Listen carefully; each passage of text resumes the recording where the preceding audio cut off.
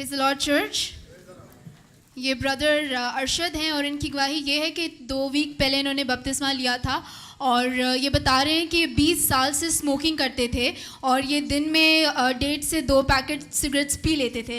और ये बता रहे हैं कि जब इन्होंने बपतिस्मा लिया तो इन्होंने खुदा की हजूर ये दुआ रखी कि खुदा इनकी सिगरेट छुड़वा दे। और यकीनन हमारे खुदा के लिए कोई भी काम नामुमकिन नहीं है।